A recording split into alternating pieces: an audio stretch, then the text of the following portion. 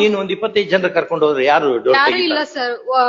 ಊರಲ್ಲಿರುವಂತ ಹಿರಿಯರು 4 ಜನ ಅಷ್ಟೇ ಬಂದಿದ್ರು ಸರ್. ಇವ್ರು ಏನು ರೆಸ್ಪಾನ್ಸ್ ಮಾಡ್ಲಿಲ್ಲ ಸರ್. ನಮ್ನು ಒಳಗ್ ಕರ್ಕೊಲಿಲ್ಲ ಸರ್. ನಾನು ನಮ್ಮ ಮಮ್ಮಿ ನಮ್ಮಪ್ಪ ಹೊರಗ ಬಿಸಿಲಲ್ಲೇ ನಿಂದ್ರಿಸಿದ್ರಿ ಸರ್ 3 ತಾಸು. ಅವ್ರ ಆಮೇಲೆ ಹಿರಿಯರ್ನ ಕರ್ಕೊಂಡ್ರಿ ಸರ್. ಅವ್ರ ಏನ್ ಹೇಳಿದ್ರು ಇವ್ರು ಏನೋ ಒಪ್ಕೊಳ್ಳಿಕ್ಕೆ ತಯಾರಿಲ್ಲ ಸರ್. ನಾನು ಸೂಸೈಡ್ ಮಾಡ್ಕೋತೀನಿ, ಕೈ ಕೊಯ್ಕೋತೀನಿ, ಕಾಲ್ ಕೊಯ್ಕೋತೀನಿ ಹಿಂಗೆಲ್ಲ ಹೆದರ್ಸಿರಿ ಗಂಡಿಗೆ. ಗಂಡ ಏನ್ ಮಾಡ್ಬೇಕು?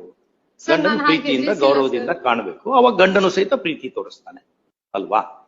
ಸುಳ್ಳ ಹೆದರ್ಸಂಗಿದ್ರೆ ಆಮೇಲೆ ನಾಳೆ ರಾತ್ರಿ ಮರೆಯ ಮಕ್ಕೊಂಡಾಗಿ ಇವಳೆಲ್ಲ ಮ್ಯಾಲ ಹತ್ಕೊಂಡು ಹೋಗಿ ಮ್ಯಾಲಿಂದ ಹಾರಿದ್ರೆ ಏನ್ ಮಾಡೋಕು ಅನ್ಕೊಂಡು ಭಯ ಇದ್ರೆ ಗಂಡ ಮಲ್ಕೊಳ್ಳೋದ್ ಹೆಂಗೆ?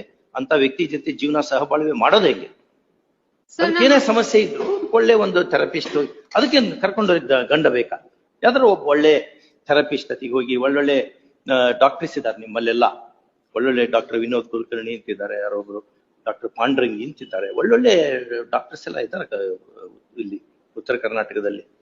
ಅಂತವರತಿಗೆ ಹೋಗಿ ಅಥವಾ ಒಂದೆಲ್ಲೋ ರಾಮಕೃಷ್ಣ ಮಿಷನ್ನಿಗೆ ಹೋಗಿ ಅಥವಾ ನಮ್ಮ ಸಿದ್ಧಾರೂಢ ಮಠಕ್ಕೆ ಹೋಗಿ ಕುತ್ಕೊಂಡು ಸಾವಧಾನವಾಗಿ ಸಾತ್ವಿಕತೆ ಎಲ್ಲ ತಂದ್ಕೊಂಡು ಮಾಡಂಗಿದ್ರೆ ಜೀವನ ನಡೀತದೆ. ಅದು ಬಿಟ್ಕೊಂಡು ಹೊಡೆದಿದ್ದಕ್ಕೆಲ್ಲ ನಾವು ಆ ರೀತಿ ಕಾನೂನು ಕೋರ್ಟು ಅನ್ನಂಗಿದ್ರೆ ಹೆಂಗಾಗ್ತದೆ? ನಮ್ದು ಸಹಿತ ಒಂದು ಪಾಶ್ಚಿಮಾತ್ಯ ಸಮಾಜ ಆಗಿ ಪರಿವರ್ತನೆ ಹೊಂದ್ತದೆ. ಅವಾಗ ಏನಾಗ್ತದೆ? ನಮ್ಮ ನಾಗರಿಕತೆ ಹಾಳಾಗಿ ಹೋಗ್ತದೆ. ಯಾವ ಫ್ಯಾಮಿಲಿ ಉಳಿತಾವ್?